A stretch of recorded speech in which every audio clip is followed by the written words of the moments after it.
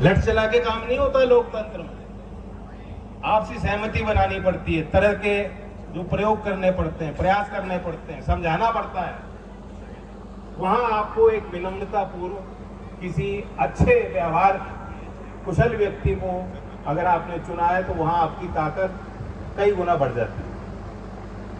धमकाने से काम नहीं करेगा अधिकारी, लेकिन क्या नियम है, कैसे नियम को कैसे लिखना है, कैसे उसका अवलोकन करना है, कैसे उसको समझना है, कैसे उसको लागू करना है, ये तो उनके हाथ की बात है, समझ की बात है। तो चंदन भी विनम्रता के साथ काम करा लेते हैं। मैं जब इनको फोन करता था, जब विधायक नए नए चुने बने वो हालचाल भी नहीं लेते थे, राम राम भी नहीं कहते थे, कहते थे जी मोरना का क्या होगा, मिल का विस्तार हमने वादा कर रखा है। जिस सड़क का आपको बता रहे हैं, कई सड़कों का निर्माण हो गया, ये तो 12 किलोमीटर की सड़क है बीआईटी। सोने के पहले, उठने के बाद तुरंत मुझे ऐसा लगा था पता नहीं किस तनाव में, और जब विधायक से तो उसी तरह से चिपटते होंगे योगी जी के जाके, अधिकारियों के बीच जाके। तो इनके अंदर कोई अहंकार तो नहीं है ना, विनम्रता है, मुस्कुराते रहते हैं, प्यार से समझा लेते हैं।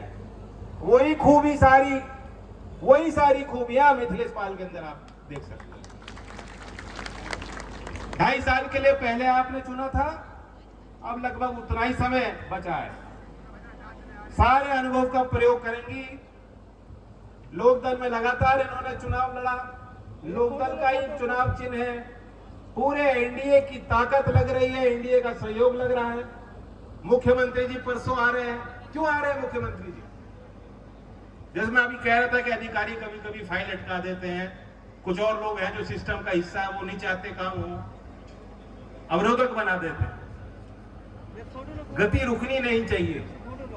विकास का ये जो एक्सप्रेसवे बन रहा है, तैयारी हो रही है, और आप हर क्षेत्र में देख लें, किसानी से जुड़े हुए लोग जानते हैं कि किसानी के सवाल को लेकर लोकदल हमेशा से गंभीर रहा, क्योंकि 24 साल की नीति रही है।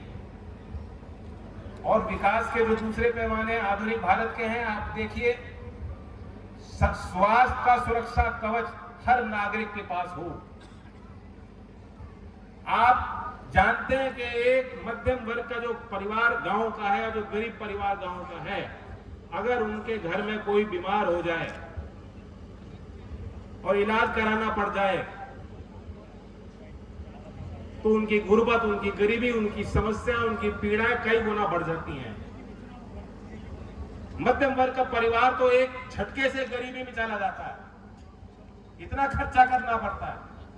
कोई योजना नहीं थी उनके लिए।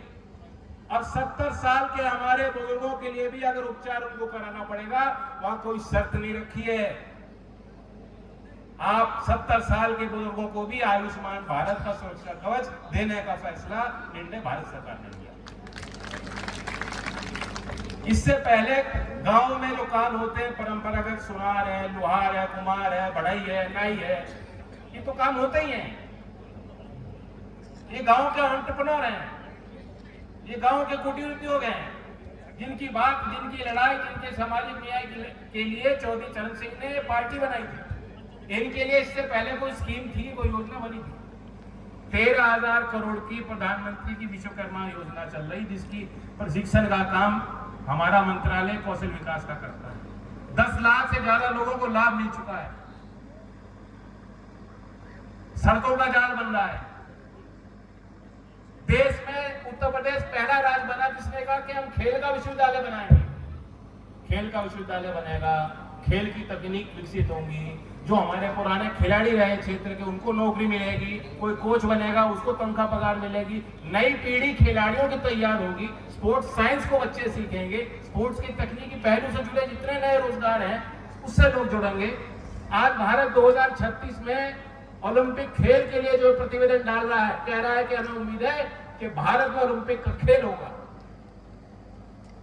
और मैं अपनी पूरी की पूरी निधि खेल के संसाधन को गांव के स्तर पर देने के लिए कह चुका हूं, दे रहा हूं। यहाँ मुजफ्फरनगर में साटों में निर्माण हो रहा है, कई गांवों में काम करने की कोशिश। और इस गांव की भी मुझे पता है, जो स्कूल की बाउंड्री है किसने बनवाई थी? संजय चौहान जी ने बनवाई थी। सही बात है कि नहीं है? अब बच्चों को मैं ये नहीं कहता सारे बच्चे मेडल नहीं जीतने वाले हैं, लेकिन जब खेल का मैदान बनेगा वो खेल सीखेंगे, उनके अंदर की क्या हुनर है उसके बारे में उनको जानकारी मिलेगी, उनके घर वाले भी जानेंगे कि हमारे बच्चे अच्छे काम से जुड़ रहे हैं, उनकी ऊर्जा का प्रयोग होगा, सदुपयोग होगा, डिसिप्लिन सीखेंगे, एक दूसरे पे निर्भर होना सीखेंगे, हारना सीखेंगे, जीत कैसे हासिल होती है मेहनत करके, ये संस्कार उन बच्चों के अंदर पैदा होंगे अगर वो खेल खेल पाएंगे। इसलिए कोई छोटा काम नहीं है। इस गांव के लिए भी जो बात आई है मेरे संदर्भ में, संज्ञान में, कि जमीन है, बाउंड्री है और खेल की सुविधा यहाँ के बच्चों को चाहिए, ये उनकी प्रबल मांग है, तो उस मांग का भी मैं सम्मान करूंगा। और चंदन भी कोई कहे तो है नहीं, नौजवानों के लिए काम कर रहे हैं। अभी बीते दिनों बिजनौर में कौशल महोत्सव हुआ, ऐसा कभी कोई काम नहीं हो पाया बिजनौर पार्लियामेंट में। एक दिन के कार्यक्रम में 4000 बच्चों को जो नौकरी चाहते थे, एक दिन में उनका इंटरव्यू हुआ। 2700 बच्चों का 2750 का सिलेक्शन हुआ। यहाँ मीरापुर में आकांक्षा कॉलेज में 45 दिन से उनकी ट्रेनिंग चल रही थी। उनको बताया जा रहा था कि तुम इंटरव्यू दोगे तो कैसे जवाब देने हैं।